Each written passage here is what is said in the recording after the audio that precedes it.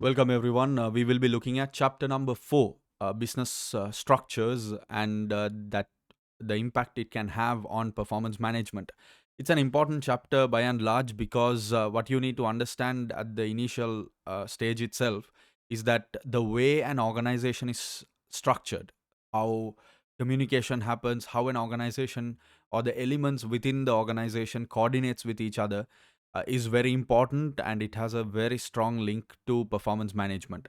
That is why this chapter is quite critical, because even if you start a business, for example, the way you choose to structure the business, the way you decide how the hierarchies, how the teams, how the coordination, how the communication really works across the organization, that will have a significant impact on performance management. So, at the initial stage itself, I would like to introduce to you that in the chapter we will be looking at a few things related to business structures. One is the different types of structures, and we will be discussing that. The other is business integration. How exactly these different components can effectively communicate and transaction or create transactions within each other, not necessarily financial, but it could be relationship, it could be simple communication and coordination, it could be transference, it could be transfer pricing, whatever. How do you actually manage that? And of course, at the end of the chapter, there is, in fact, something called business process re-engineering, something radical that is being discussed as well.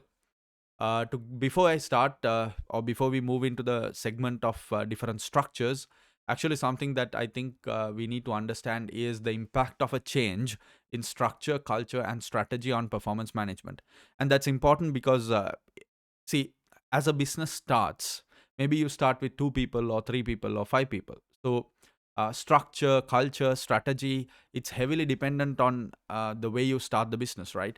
But these are not apparent. They're not very visible when you have a small team and when you just run your business with a few people.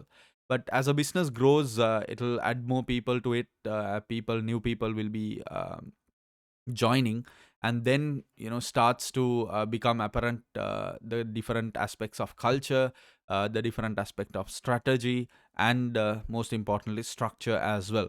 And that will um, sort of get inbuilt. Every company has its own behavior, so that is dependent on how the company slowly grew. So people who are joining newly will have to adjust to whatever is going on within the company. So what will happen is that if you want to really think about performance management, one of the things that you could consider is changing these aspects, changing the culture, changing the structure, changing the strategy, that sort of thing. Now, when you try to do that, it will have a significant impact on performance management. For instance, when you think about structure, there are centralized or functional structures, and depending on how and each of those components, each of those tiers or positions within the company are layered, the way you measure performance and the way you manage performance and the way you report and control performance is going to be significantly different. If you think about culture, different companies have different cultures. So what you need to understand is that depending on the culture, some cultures are quite easygoing, quite flexible. Some cultures are quite, red tape oriented, very bureaucratic, very difficult. It's very difficult to get a meeting with a superior, or to bring in something new, to innovate, to introduce a change process. It's quite difficult. So it depends. It really depends on the different kinds of organizations. But what you need to understand is that depending on the type of culture, also, you will have a certain level of performance. And when you try to change this culture, you can face either resistance or support. And depending on how well that culture is suited to whatever you're trying to sell, whatever business you're trying to do, your sales will have a significant impact and thereby performance. The third is strategy.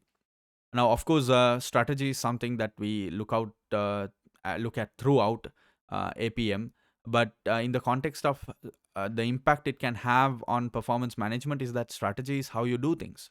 So, depending on how the company positions itself externally, internally, depending on how the internal employees are structured, depending on how they are supposed to work, depending on the kind of strategies, marketing, communication, branding, imaging, corporate finance, corporate planning. all these different functions that are important. Depending on how those components contribute to strategy, your performance is going to get affected. So that is important for you to understand that at every level, uh, all these things, culture, strategy, and structure, if you try to change it, if you try to tweak it, it will definitely impact the performance of the company for the better or for worse. So that's the main gist of the initial introduction you need to understand as far as the chapter is concerned. I'll see you in a different segment. Thank you so much.